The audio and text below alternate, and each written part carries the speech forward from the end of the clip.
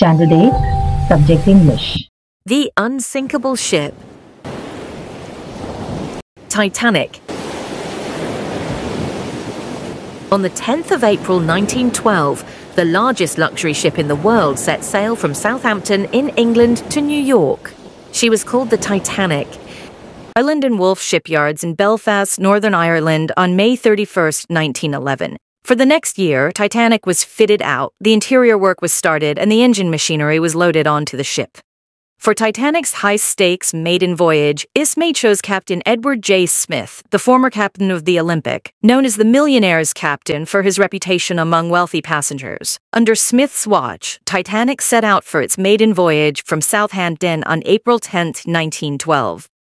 That night, the ship stopped in Cherbourg, France, where supplies and passengers, including John Jacob Astor and Molly Brown, were ferried aboard because Titanic was too large for the city's port. After a final stop in Queenstown, Ireland, Titanic set sail for New York City, carrying some 2,200 people. At sea, Titanic delivered on the power, speed. The word Titanic means huge. This was her maiden voyage, that is her first voyage. She carried more than 2,000 passengers. The Titanic was like a floating town. Everyone called the Titanic the finest ship in the world. Everyone was proud of her. She was as tall as a building with 15 stories. Inside, she was like a large hotel with grand staircases, dining rooms, shops and swimming pools, and luxury promised by its designers. The turbine engine drove the ship's main propeller, while two reciprocating engines powered the side propellers.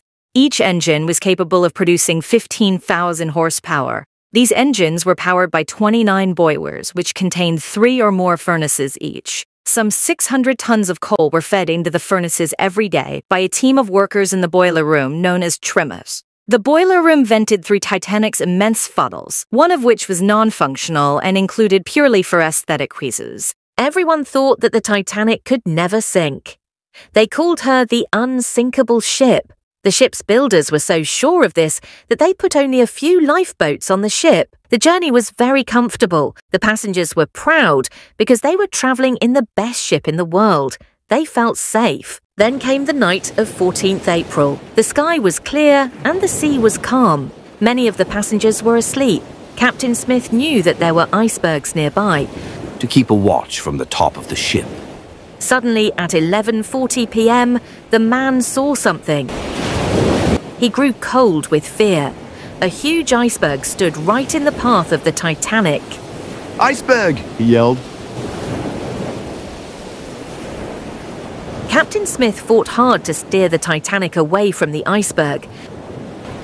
But the ship changed direction slowly, and her sides scraped the mountain of ice. A shower of ice fell onto the decks, and the iceberg cut holes along the ship's side. Water began to pour into the lower decks. Most passengers heard nothing and slept on. Captain Smith and his crew could not stop the water flooding through the ship. They knew the Titanic was in great danger. The unsinkable ship was sinking. At 12:15 a.m., Captain Smith sent urgent messages on the ship's radio asking for help. "Help! Titanic sinking, come quickly!" Then he ordered the crew to wake all the passengers up. A ship called the California was only 20 miles away, but she did not receive Titanic's messages. Her radio was turned off and the radio operator was asleep. Another ship called the Carpathia heard the Titanic's calls and sailed at full speed towards her. Unfortunately, the Carpathia was far away and she took over 3 hours to reach the Titanic.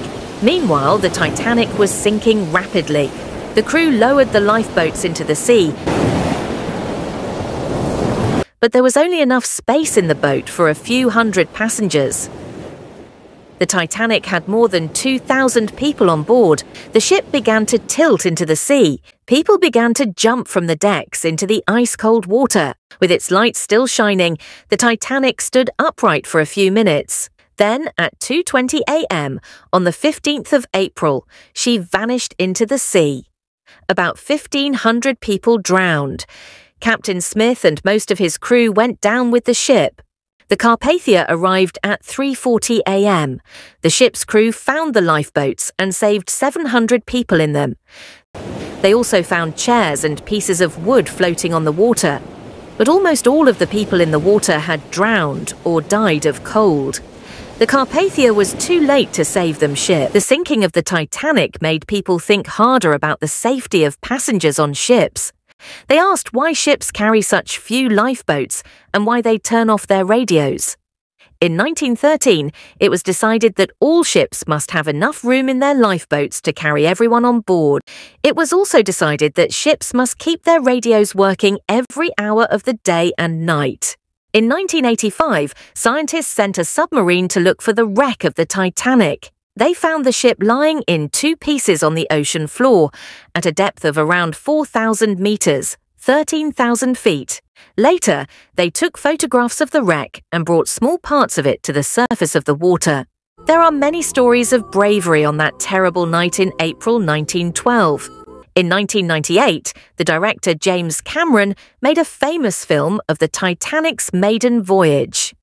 It is a very sad film.